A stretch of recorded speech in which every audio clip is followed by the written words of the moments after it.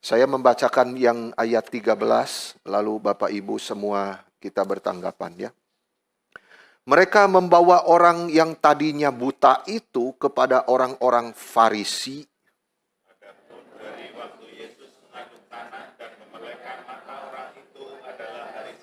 Karena itu orang-orang Farisi bertanya lagi kepadanya, bagaimana matanya menjadi celik? Jawabnya, ia mengoleskan lumpur pada mataku, lalu aku membasuh diriku dan sekarang aku dapat melihat.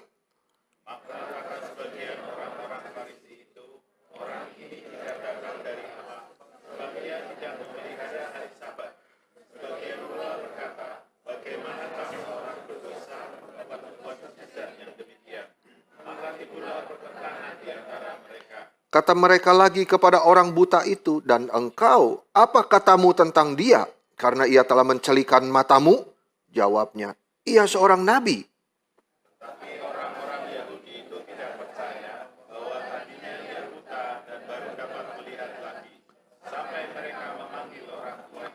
Dan bertanya kepada mereka, inikah anakmu yang kamu katakan lahir buta?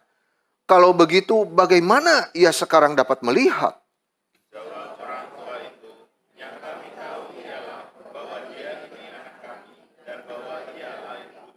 Tetapi bagaimana ia sekarang dapat melihat, kami tidak tahu.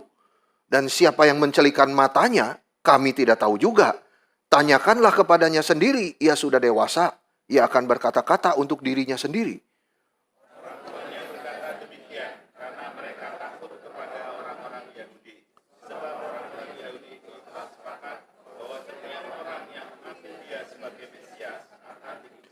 Itulah sebabnya orang tuanya berkata, ia telah dewasa, tanyakanlah kepadanya sendiri.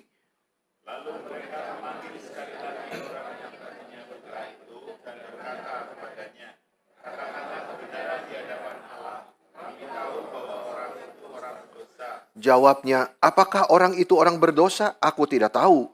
Namun satu hal aku tahu, bahwa aku tadinya buta dan sekarang dapat melihat.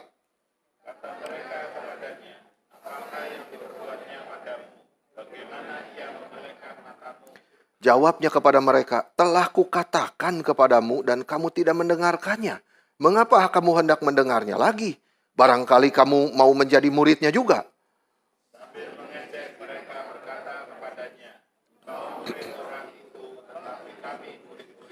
Kami tahu bahwa Allah telah berfirman kepada Musa, tetapi tentang dia itu kami tidak tahu dari mana dia datang.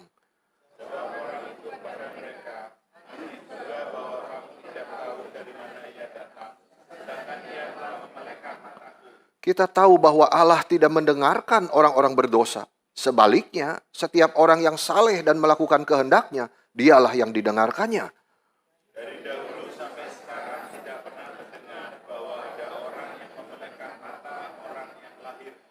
Jikalau orang ini tidak datang dari Allah, ia tidak dapat berbuat apa-apa.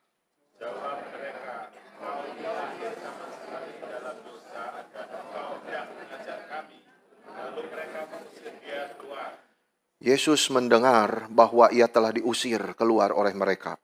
Kemudian ia bertemu dengan dia dan berkata, percayakah engkau kepada Anak Manusia?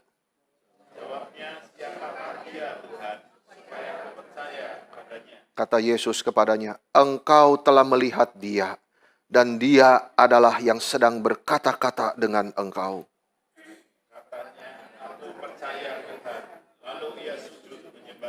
Lalu kata Yesus, aku datang ke dalam dunia untuk menghakimi, supaya mereka yang tidak melihat dapat melihat, dan supaya mereka yang tidak dapat melihat menjadi buta.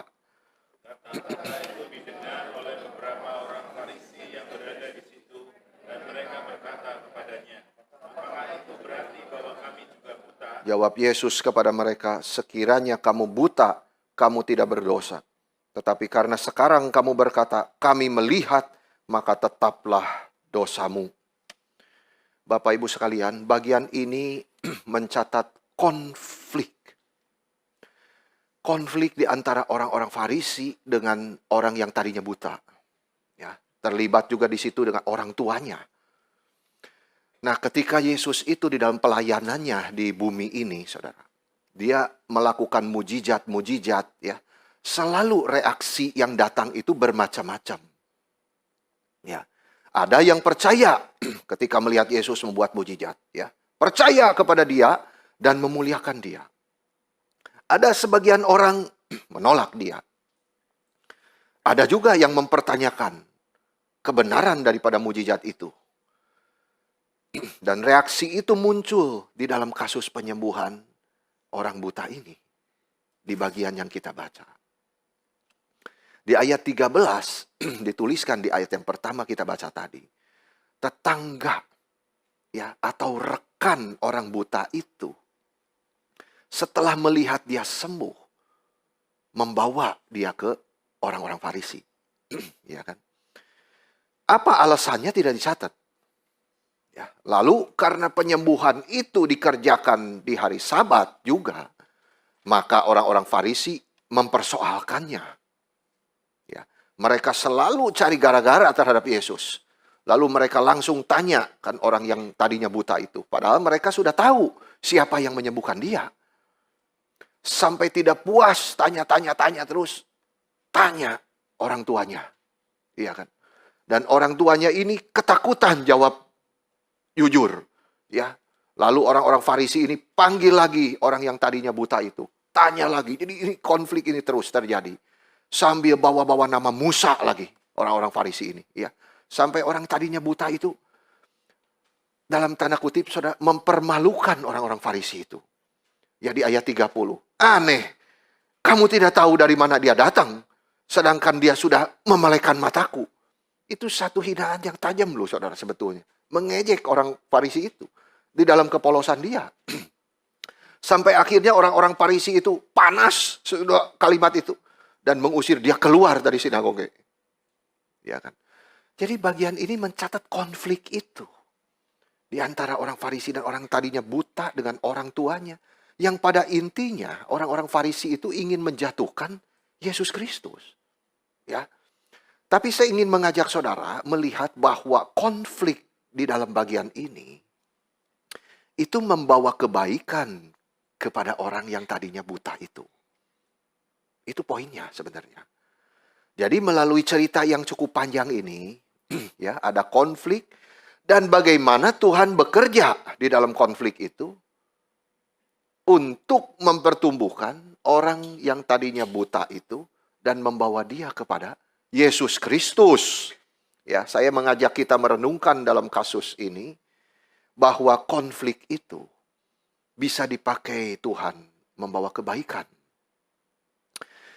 Konflik di dalam hidup orang percaya, saudara, bisa bermacam-macam bentuknya. Ya, kita tidak perlu mengelaborasi. Tapi bagian ini mencatat konflik antara orang buta yang disembuhkan Yesus ini dengan orang Farisi yang tersinggung oleh kesembuhannya. Tentunya, saudara, konflik ini disebabkan karena orang-orang Farisi ini tidak suka kepada Yesus. Mereka benci. Jadi kalau orang itu hatinya itu dasarnya itu nggak suka, saudara. Memang nyari-nyari gara-gara aja. Gitu. Apa-apa itu nggak selalu. Hal yang kecil itu bisa jadi besar. Itulah di sini, saudara. Begitu. Melihat Yesus berbelas kasihan di hari Sabat dipermasalahkan. Kan gitu, saudara. Ini melihat ada orang buta. Wah, kebetulan di hari Sabat nih. Pastilah mereka cari gara-gara. Ya, mulailah konflik itu terjadi. Di mana orang-orang Farisi tanya kan kepada orang yang tadinya buta itu. Padahal mereka sudah tahu, ya. Di ayat 15. Karena itu orang-orang Farisi pun bertanya kepadanya. Itu kalimat itu, saudara, itu menunjukkan mereka itu udah tahu sebenarnya. Tapi hati orang Farisi memang selalu cari gara-gara. Jadi mereka mau menguji gitu. Mereka tanya, kalau orang buta ini, saudara, menjawab sesuatu yang berkontradiksi, ya, yang mendiskreditkan orang itu sendiri atau Yesus. Mereka motivasinya, saudara, menguji apakah kalimat dia itu bisa dipakai untuk menjebak Yesus. Coba bicara lagi sekarang, ya kan? Mulai dari awal, coba ceritakan kembali. Lalu mereka mulai kan, bagaimana kamu sembuh? Nah, saudara. Pertanyaannya itu simpel, saudara, tapi menjebak. Lalu orang yang tadinya buta itu kan jawab begini. Dia mengoleskan adukan tanah pada mataku, lalu aku membasuh diriku, dan sekarang aku bisa lihat. Simpel loh itu. Saudara, kalimat orang yang tadinya buta ini, itu saudara kalau perhatikan ya, itu menunjukkan kesaksian dia terhadap Yesus, itu semakin tajam dibanding dengan sebelumnya. Nah ini mencatat itu kan, konflik itu saudara. Tidak mungkin Yohanes juga catat sebuah mendetail, tapi tak itu kelihatan saudara. Kesaksian dia sebelumnya dan sekarang. Saya mengajak kita saudara, melihat beberapa aspek dari kesaksian dia ya. Yang pertama, kita diajarkan bahwa konflik itu mempertajam kesaksian kita. Seperti orang yang tadinya buta ini. Jadi konflik itu bisa mempertumbuhkan tingkat pengertian kita. Kalimat orang yang tadinya buta itu lebih pendek daripada kalimat dia sebelumnya, saudara. Kalau perhatikan di ayat 11. Jadi orang yang disebut Yesus itu kan mengaduk tanah, mengoleskannya pada mataku dan berkata kepadaku, pergilah ke Siloam, basuh dirimu. Lalu aku pergi dan setelah aku membasuh diriku, aku bisa lihat. Gitu. Jadi panjang. Kalau kita bayangkan saudara, orang itu kan bisa, waduh aku lagi duduk di situ, ya tiba-tiba ada orang datang tapi ramai keadaannya di situ. Jadi aku tidak bisa langsung ketemu dia. Jadi saudara kesaksiannya itu banyak tapi tidak relevan. Tidak tajam mengena gitu. Sekarang kesaksian dia singkat tetapi tajam sekali. Dia mengoleskan adukan tanah kepada mataku. Aku membasuh diriku. Sekarang aku bisa lihat. To the point. Saudara. Di sini kita belajar bahwa kesaksian orang tadinya buta itu dipertajam. Melalui apa? Konflik. Dengan orang-orang Farisi itu. Jadi Tuhan seringkali saudara mengizinkan kita itu dilawan. Ya, diuji, diejek. Supaya kita dibentuk menjadi orang-orang yang bisa bersaksi untuk Tuhan dengan lebih baik. Itu poinnya tuh saudara. Kita dilatih oleh Tuhan melalui konflik. Kemampuan berpikir kita dibentuk. Sehingga kita bisa mengeluarkan kalimat yang tepat. Gitu. Yang kedua, saudara.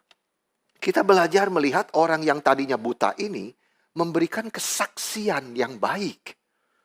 Yang efektif. Karena ini menunjukkan kepada orang-orang Farisi apa yang Tuhan Yesus sudah kerjakan di dalam hidup dia. Kan kesaksian itu selalu begitu, saudara. Poinnya, menunjuk kepada Kristus selalu. Itu namanya witness. Ya, ini mengingatkan kepada kita, saudara, melalui kesaksian-kesaksian pribadi kita. Ya, ketika kita bicara sama rekan-rekan, kepada anggota keluarga yang belum percaya, bagaimana kesaksian pribadi itu? Intinya kan kita tuh tujuannya membawa orang lain kan kepada Tuhan kita, Yesus Kristus. Dia mengoleskan adukan pada mataku, lalu aku membasuh diriku, sekarang aku bisa lihat. Meskipun kalimat orang yang tadinya buta itu ada akunya ya, tapi dia pertama itu memulai dengan dia. Dia yang mengoleskan adukan tanah itu pada mataku, ya kan? Lalu aku membasuh diriku, aku sekarang bisa lihat gitu. Ada akunya, tetapi ada dianya juga. Nah ini yang mengingatkan kita. Dalam kehidupan kesaksian kita pribadi, pasti ada akunya kan. Gak mungkin kita bersaksi, saudara-saudara, gak ada akunya. Nah bagaimana kamu mengalami hidup bersama Tuhan kalau begitu kan? Dirubah bisa jadi seperti ini tuh apa? Gitu kan kita harus bersaksi dong. Aku bagaimana, tapi jangan lupa Tuhannya, saudara. Ditaruh di awal. Jadi kita diingatkan, jangan keasikan bicara sendiri di dalam kesaksian. Ya terus melupakan Tuhannya, itu tidak boleh. Saudara-saudara, tetap kita harus ingat. Dia yang membuat saya begini, itu. Nah itu kita belajar dari kesaksian orang ini. Yang ketiga, saudara. Konflik ini membawa orang yang tadinya buta itu bertumbuh imannya. Kita kalau perhatikan di awal, dia hanya berkata, Yesus itu manusia. Ya, manusia biasa, saudara. Sekarang di ayat 17, dia berkata bahwa Yesus itu adalah, siapa saudara? Nabi. Ya, seorang nabi katanya. Sudah naik nih tingkatannya. Lalu di ayat 27, di dalam argumennya kepada konflik itu, saudara. Dia berpikir bahwa Yesus itu justru layak menjadi guru. Iya kan? Dan dia mempunyai murid, gitu. Lalu di ayat 33 puncaknya saudara. Dia pikir Yesus itu betul-betul datang dari Allah. Dan sampai akhirnya dia percaya kepada Yesus sebagai anak Allah. Dan dia sujud menyembah dia. Jelas ada pertumbuhan kita lihat. Dan kitab suci itu mau mengajarkan kepada kita hal ini. Bahwa perlawanan kepada orang buta itu justru membawa pertumbuhan di dalam imannya. Ini mau menunjukkan manfaat konflik bagi kita semua, saudara. Mungkin di dalam hidup kita, ya kita menerima perkataan yang mendorong. Tapi juga kadang menerima perkataan yang menyakitkan.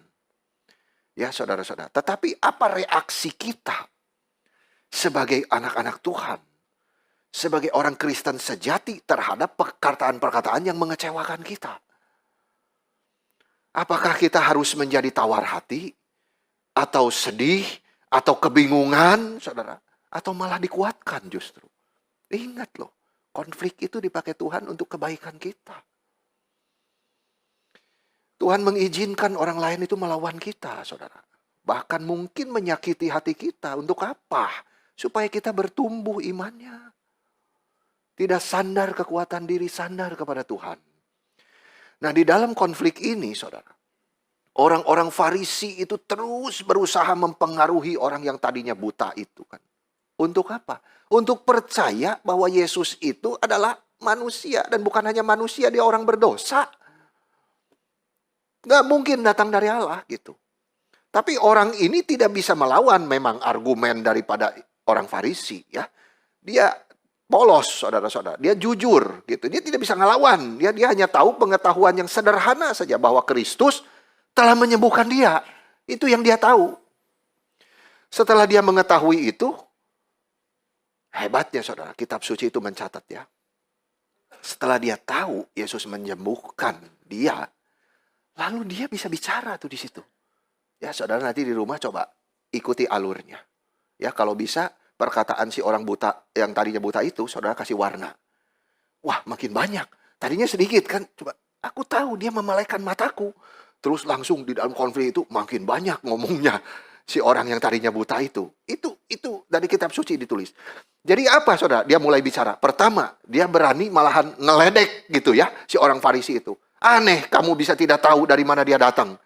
Kan harusnya kamu tahu dong. Tidak ada orang bisa menyembuhkan orang, mengadakan mujizat seperti itu kalau dia tidak datang dari Allah gitu loh. Dia bisa ngomong kalimat itu, saudara. Lalu, dia bicara apa lagi? Kalimat dia selanjutnya. Dia tahu bahwa Tuhan tidak mendengar orang berdosa. Itu keluar dari mulut dia.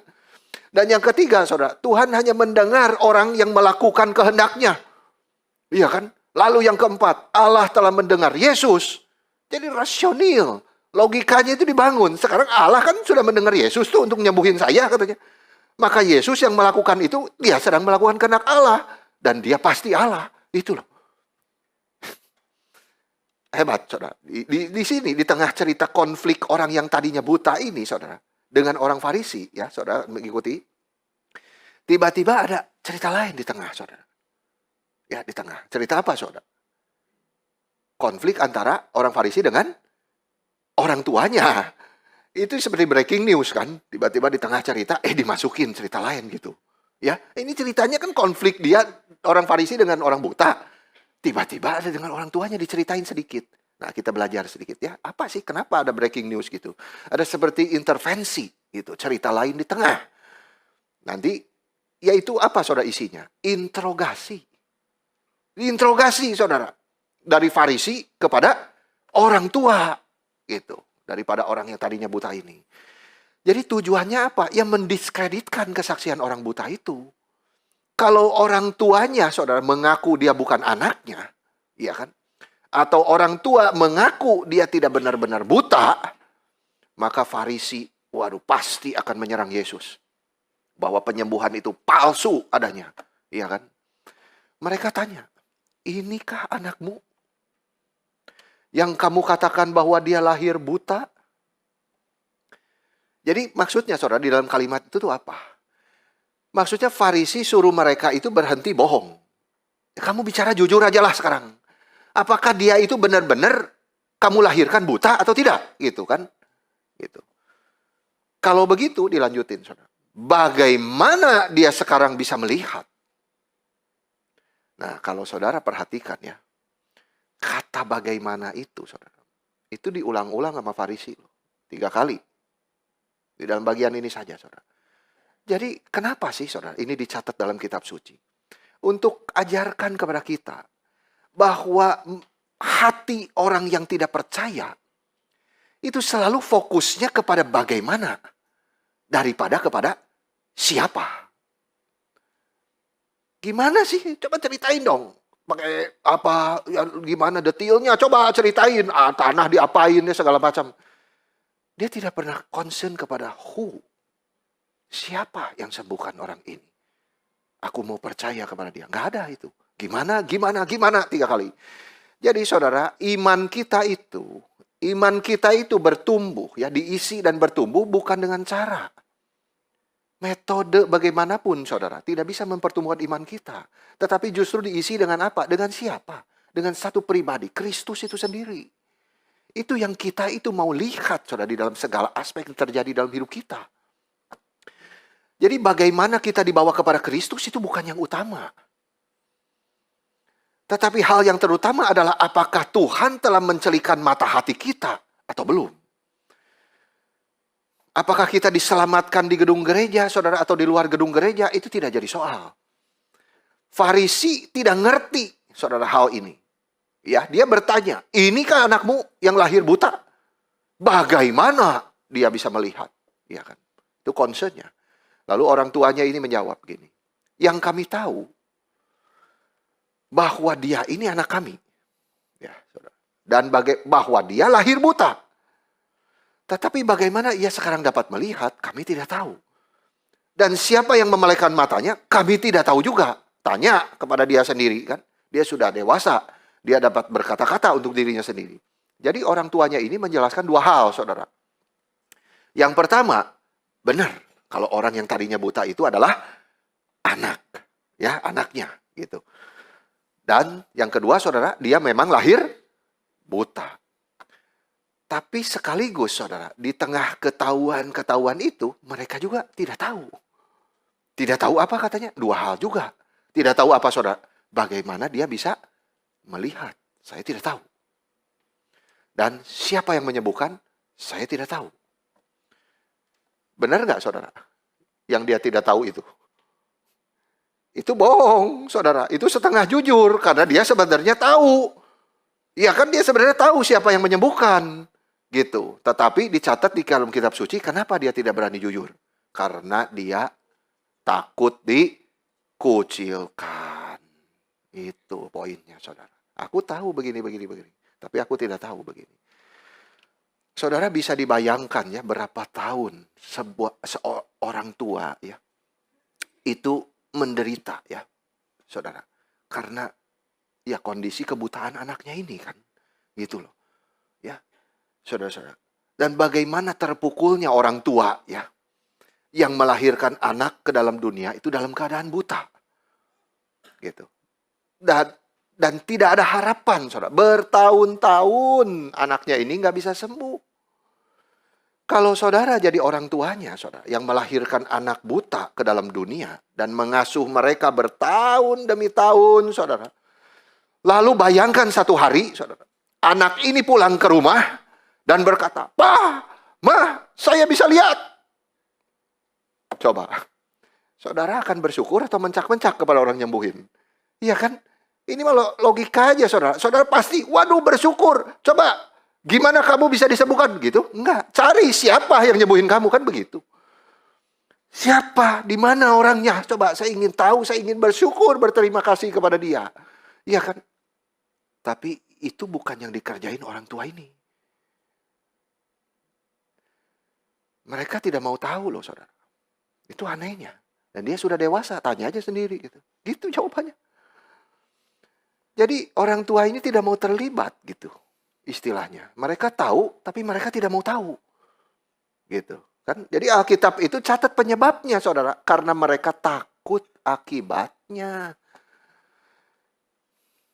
Saudara, kita tidak dikasih tahu ya sama Alkitab, apakah mereka itu pengikut Yesus atau bukan. Kita nggak tahu ya. Kita harap begitu. Ya kan, kita harap dia, atau paling tidak dia menjadi pengikut Yesus nantinya. Ya, setelah anaknya ini disembuhkan, saudara. Tapi Yohanes tidak cerita sama kita, ya. Tapi cerita breaking news ini, saudara, dimasukin di sini untuk mengajarkan kepada kita bahwa kita itu mungkin seperti orang tua itu. Bukan tidak bersyukur kalau anak disembuhkan, bukan, saudara. Tapi Tuhan sudah memberkati kita begitu besar. Tapi kenapa kalau ada masalah kita cepat lari dari Tuhan?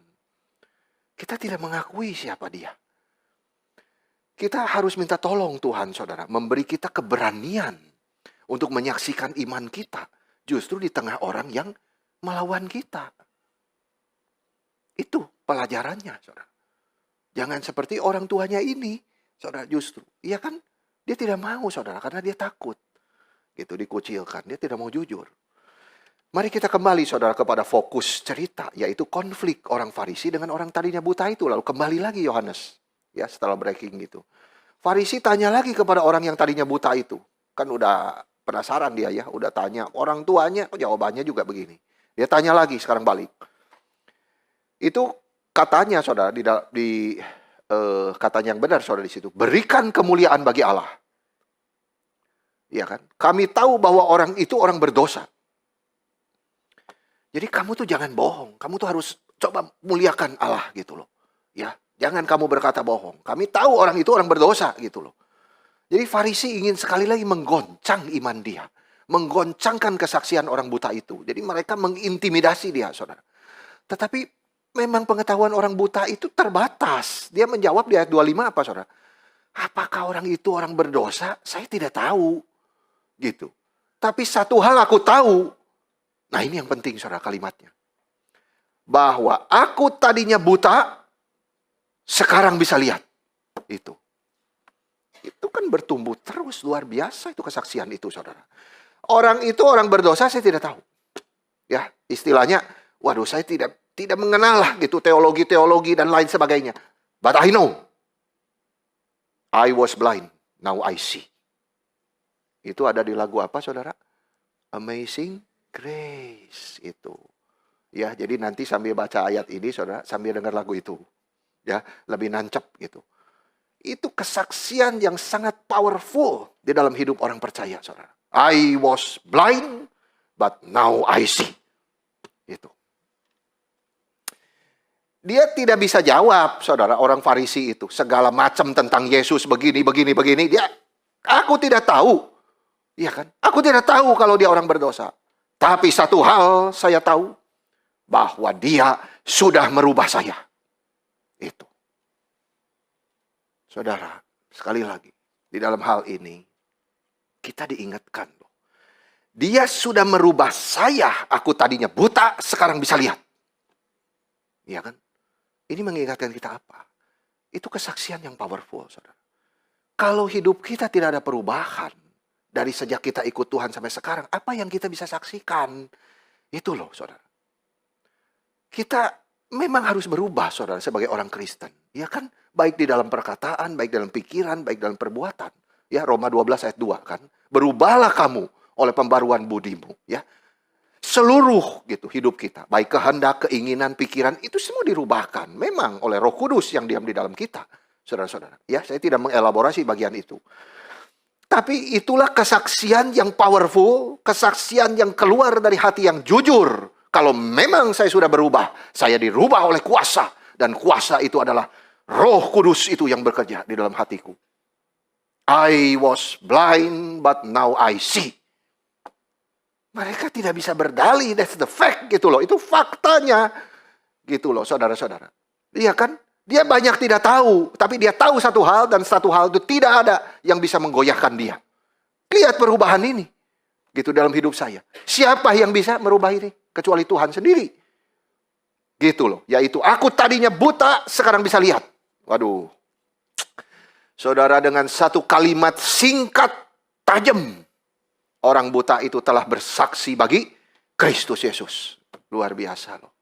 One sentence. Dia bersaksi tentang karya penebusan Kristus. Ya kan? Meskipun tidak menyinggung pribadi Yesus sama sekali. Nah, itu saudara. Dia tidak menyinggung siapa pribadi Yesus, ya. Jadi orang buta ini menjadi perwakilan kita semua sebagai orang Kristen yang sejati di dalam bersaksi. Ya. Kita memang tidak tahu semua hal tentang Yesus Kristus. Dan kita juga tidak mungkin bisa tahu karena kita adalah manusia terbatas. Bagaimana kita bisa mengetahui yang tidak terbatas? Impossible, saudara-saudara. Tetapi apa yang kita tahu, kita mau sungguh-sungguh, tulus, jujur kita mengetahuinya. Karena kita sudah bertemu dengan Dia secara pribadi dan hidup kita dirubah. Nah, itu kesaksian tidak bisa dipungkiri loh. Very powerful. Dan ini menjadi kesaksian pribadi kita. Ya, saudara.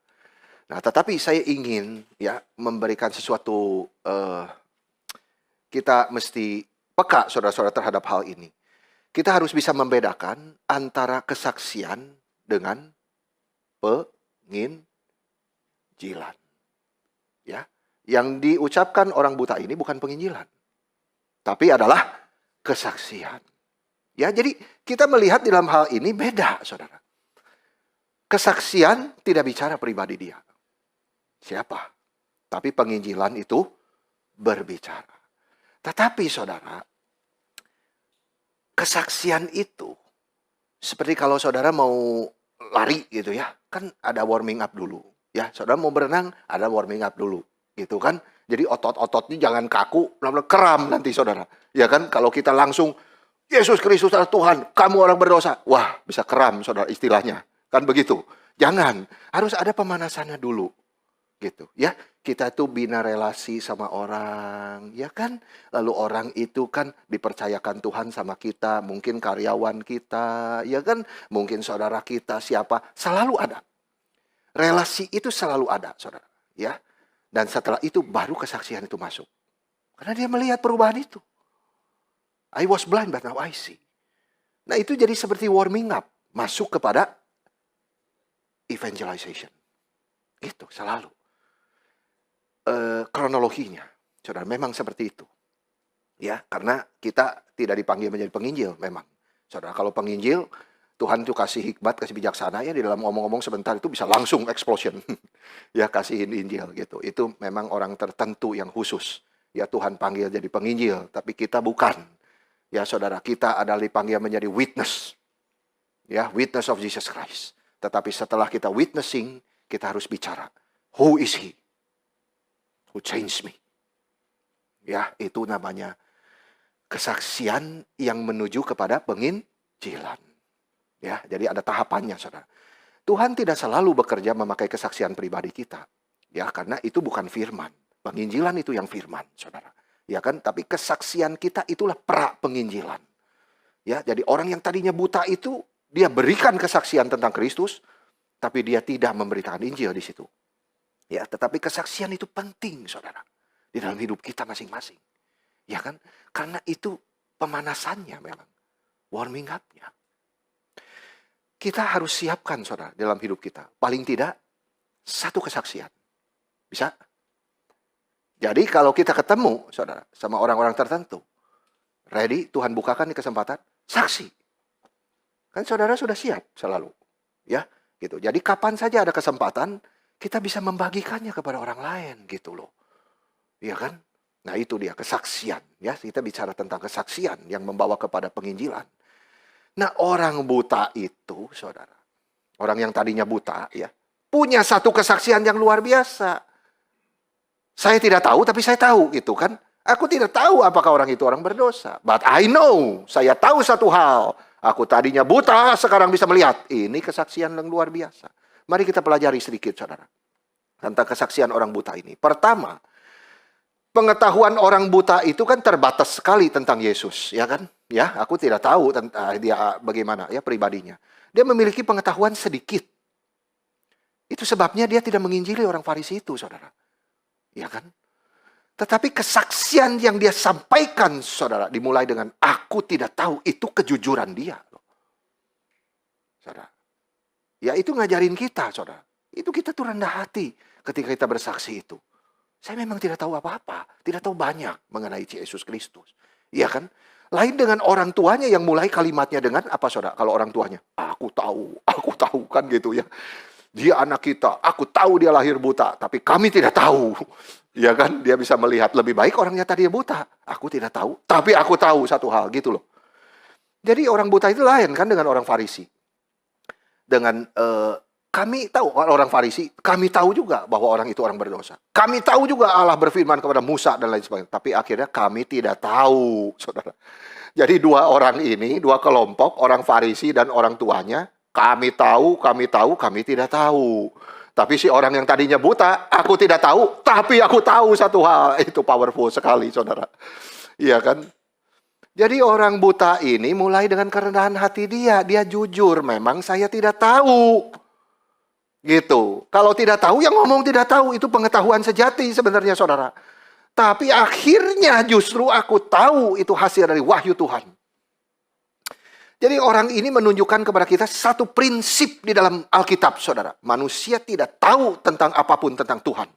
Jikalau Tuhan tidak mewahyukan dirinya di dalam diri Yesus Kristus. Coba dipelajari, saudara-saudara. Iya kan? Dia yang mewahyukan, dia yang membuka. Nah, yang kedua, saudara. Orang yang tadinya buta ini mulai dengan tidak tahu, tetapi ketulusannya itu membuat dia justru, nah ini yang luar biasa, saudara. Jadi dia jadi peka gitu loh. Dia jadi peka melihat justru kelemahan si Farisi itu. Saudara perhatikan nggak ini? Jadi orang tadinya buta ini mulai dengan tidak tahu, tapi justru ketulusannya itu, saudara, menjadikan dia peka untuk mengetahui ketidaktahuan dari pemimpin agama itu. Kamu yang pemimpin agama kok nggak tahu gitu loh. Iya kan? Ketika orang-orang Farisi itu menginterogasi dia kan dengan sombongnya, saudara. Aku tahu. Tapi orang buta itu malah dengan kepolosannya ngeledek mereka kan. Aneh juga kamu. Ya kan? Kok kamu bisa tidak tahu dari mana ia datang? Dia sudah melekan mata saya katanya. Itu kan itu sindiran tajam sekali, saudara, sebetulnya. Iya kan? Karena orang-orang Farisi itu percaya, saudara. Kalau itu bukan dari Tuhan, tidak mungkin. Gitu. Jadi orang yang tadinya buta itu bisa melihat kelemahan daripada orang-orang Farisi. Justru ketika dia menyadari keterbatasannya. Gitu. Itu kan poin penting, saudara, sebetulnya. Jadi satu hal aku tahu bahwa dulu aku buta, sekarang aku bisa lihat. Ini kesaksian yang sangat berkuasa, saudara. Satu hal lagi ya, saya buka, saudara, di sini. Jadi dia kan merasakan, saudara.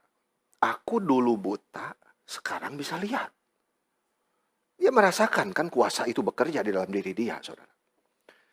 Jadi kadang memang, saudara, perasaan itu ya, sesuatu hal yang bisa menipu kita. Yang namanya perasaan, ya saudara. Perasaan itu memang bukan segalanya di dalam kekristenan. Ya. Tetapi kalau kita tidak ada perasaan sama sekali, saudara, terhadap hal yang rohani di dalam hati kita, itu bukan hal yang baik, gitu loh. Karena perasaan juga dicipta Tuhan loh. Jangan salah, saudara. Iya kan? Saudara, kalau kita lapar, kan kita cari makan dong. Benar nggak? Terus kita dikuatkan, ya, kita makan.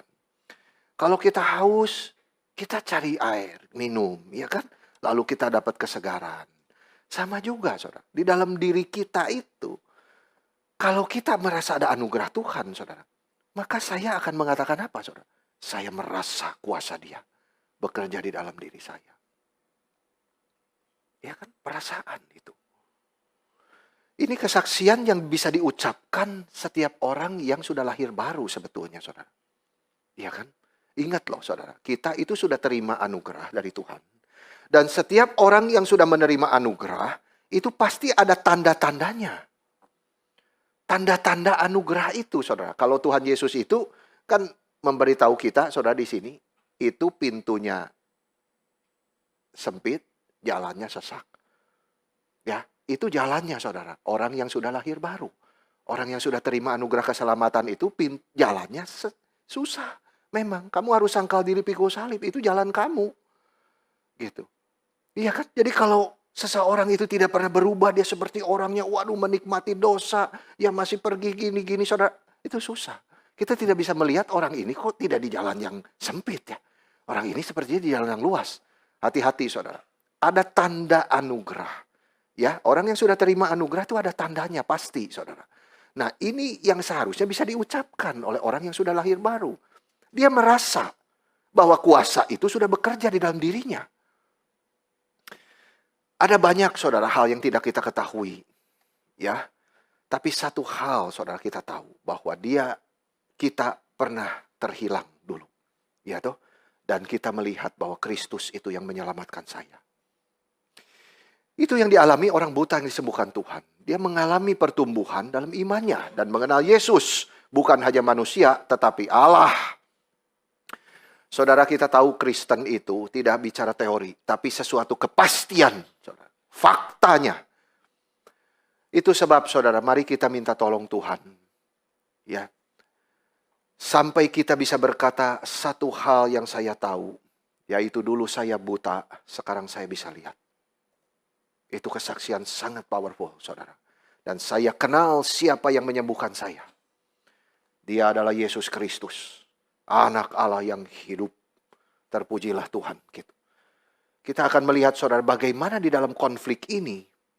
Justru orang yang tadinya buta itu, saudara, dibawa kepada Kristus. Ini terakhir, ya. Jadi orang itu, saudara, kan sudah disembuhkan fisiknya. Ya, dia sudah bisa lihat nih matanya, saudara. Tapi justru masalah lain datang. Ya, saudara. Dia diusir. Kan gitu, saudara. Dia diusir loh. Wah, kalau zaman dulu ekskomunikasi, that's a serious thing. Gitu, saudara. Di ekskomunikasi dari sinagoge. Ya kan, saudara. Jadi, jiwanya sakit, saudara. Baru saja fisiknya sembuh, hatinya sakit sekarang, saudara. Diusir dia karena orang ini ditolak oleh keluarganya. Iya kan, oleh rekannya. Sekarang oleh gerejanya, saudara. Dan bangsanya sendiri. Tapi orang yang ditolak oleh semua ini, ternyata tidak ditolak oleh Yesus. Itu pengajarannya, saudara. Yesus ketika mendengar dia diekskomunikasi, langsung cari dia loh. Itu luar biasa, saudara. Dan dia menanya satu pertanyaan. Nah, ini pertanyaan Yesus ini yang kita bahas, saudara. Pertanyaan ini penting sekali. Karena kenapa, saudara? Karena ini menyangkut keselamatan. Yesus datang kepada orang ini yang sudah ditolong fisiknya. Ditolong pikirannya, saudara. Dan dua ini menjadi tidak penting dibandingkan dengan jiwanya, saudara. Dibanding dengan keselamatan jiwanya. Mungkin banyak hal, saudara, di dunia ini penting bagi saudara. Ya, dan dunia juga menilainya penting. Tetapi tidak ada di antara semua itu sepenting keselamatan. Jangan lupa itu, saudara. Di dalam Markus 8 ayat 36, apa gunanya seseorang memperoleh seluruh isi dunia, tapi dia kehilangan nyawanya malam ini. Untuk apa? Itu semua. Jadi saudara, ini mengembalikan kita ya, bahwa pertanyaan Yesus ini penting karena itu menyangkut keselamatan. Pertanyaan Yesus ini juga penting, saudara. Karena apa? Karena tidak ada jalan lain menuju keselamatan. Orang buta itu sudah taat kepada Yesus. Ya, dia sudah taat loh, saudara, kepada Yesus ya. Dia suruh pergi ke Siloam, dia pergi ya, saudara. Ketika Yesus temukan dia di pintu gerbang kan, Yesus aduk tanah, saudara. Oleskan kepada mata orang itu. Ya kan? Lalu dia disuruh pergi ke kolam Siloam, ya. Taat. Dia taat, saudara, kerjain semuanya. Hasilnya dia bisa melihat, itu kan. Setelah taat, saudara, dia bisa melihat, betul. Dia bisa merasakan pengalaman baru. Waduh, bisa terang sekarang. Dia bisa melihat sekitarnya, saudara. Bukan hanya itu juga. Dia bahkan bisa bersaksi, saudara. Bayangkan loh, sudah taat. Dia sudah melihat, merasakan pengalaman yang berbeda. Kan hidup baru, segala macam. Dan dia sudah bersaksi untuk Tuhan, saudara. Tapi tetap Yesus berkata kepada dia apa? Percayakah engkau kepada anak manusia? Betapa pentingnya, saudara, hal ini. Kita mungkin juga sudah diselamatkan. Sudah percaya, saudara. Oh sudah, Pak. Saya juga sudah rajin bersaksi. Tapi pertanyaan Tuhan tiba kepada kita lagi pagi ini. Sudahkah engkau percaya kepada anak manusia? Tapi pertanyaannya saudara, percayakah engkau kepada anak manusia? Ini mengajarkan kepada kita saudara, mungkin saja kita mirip orang yang tadinya buta itu. Kita merasa sudah taat, saudara. Kita merasa sudah pengalaman baru yang mengalami dalam hidup kita. Ya kan, perubahan hidup segala macam, saudara. Kita merasa sudah menjadi saksi Tuhan. Tapi mungkin kita belum sungguh-sungguh percaya kepada Dia. Kita masih lebih mengandalkan kekuatan diri kita. Itu sebabnya, saudara, pertanyaan ini juga berlaku untuk kita semua. Percayakah engkau kepada Yesus Kristus? Apakah kita percaya kepada anak manusia? Kiranya Tuhan menjawab kita semua, menolong kita saudara untuk menjawab dengan, iya Tuhan, aku percaya kepadamu. Engkau yang sudah mati untuk dosa-dosaku, dan aku menaruh iman percaya kepadamu di dalam hidupku, di dalam dunia ini. Yang terakhir saudara, pertanyaan Yesus ini penting karena ini adalah pertanyaan yang tidak bisa digantikan. Orang buta itu diusir. Yesus datang kepada dia dan bertanya, percayakah engkau kepada anak manusia? Orang buta itu saudara tidak tahu apa dia percaya atau tidak. Karena dia tidak tahu siapa anak manusia itu. Ya kan? Maka dia tanya, siapa dia Tuhan? Ya kan? Supaya aku percaya kepadanya. Maka Yesus menyatakan diri kepada dia. Yesus menjawab, engkau bukan saja melihat dia, tetapi dia yang sedang berkata-kata dengan engkau. Waduh, orang buta itu langsung sudah terbuka mata hatinya. Lalu dia sujud menyembah Yesus. Orang kalau sudah percaya, ya Tuhan ya Allahku, seperti Thomas juga langsung sujud menyembah. Artinya saudara, saya menyerah kepadamu Tuhan. Tidak ada sesuatu kekuatan apapun dari diriku yang bisa membuat aku berdiri kecuali engkau saja. Jadi dia betul-betul beribadah. Dia berbakti kepada Tuhan itu yang dia sudah kenal. Ya aku percaya kepadamu saudara. Itu sebabnya saudara. Jikalau saudara masih ragu terhadap hal ini, datanglah kepada Tuhan. Kiranya Tuhan menolong saudara untuk sungguh-sungguh percaya kepada Yesus. Bukan hanya sebagai Tuhan yang menyelamatkan saudara saja untuk hidup yang kekal. Tapi percaya Dia yang menolong setiap konflik di dalam hidup saudara. Dan Dia berkuasa membawanya untuk kebaikan. Saudara-saudara. Dan saudara juga percaya kepada Dia, anak manusia itu. Yang sudah menopang hidup saudara. Memberikan saudara kesejahteraan di dalam jiwa saudara. Saudara-saudara, siapa dia Tuhan? Beritahu aku, supaya aku percaya kepadanya. Maka Tuhan menunjukkan dirinya kepada saudara dan membawa iman itu kepada dia. Ya Tuhan, aku percaya kepadamu. Beritahu semua orang tentang hal ini, saudara. Pada intinya, kalau kita adalah orang Kristen sejati, konflik pasti datang. Kita ingat firman Tuhan di dalam 2 Timotius 3 ayat 12. Setiap orang yang beribadah kepada Yesus Kristus akan mendapat penganiayaan. Di dalam Filipi 1 ayat 29. Kamu bukan saja diberi anugerah untuk percaya kepada Yesus Kristus, tetapi juga untuk menderita untuk Dia. Tetapi meskipun konflik itu datang, saudara, di sini kita dijanjikan bahwa Tuhan itu menyertai kita. Itu poinnya. Ya saudara, seperti Dia menyertai orang yang tadinya buta itu. Dan di dalam situasi itu, saudara, kita diingatkan bahwa Tuhan punya tujuan. Di dalam kasus orang yang tadinya buta itu, dia menjadi orang yang kesaksiannya ditumbuhkan. Dia menjadi orang yang bertumbuh imannya dan mengenal Kristus secara pribadinya. Saudara. Seringkali konflik tiba, seperti terjadi kepada orang ini. Saudara. Mungkin kita mendengar kalimat-kalimat yang tidak enak dari orang yang melawan kita. Dan sebagainya, saudara. Tapi ingatlah janji Tuhan yang menghibur kita bahwa kita tidak ditinggalkan. Tuhan menyertai kita Dan dia tahu, saudara, Tuhan mengizinkan semua ini terjadi untuk tujuan yang terbaik. Mempertumbuhkan iman dan pengenalan kita kepada Tuhan kita Yesus Kristus. Kiranya Tuhan menolong kita semua. Amin.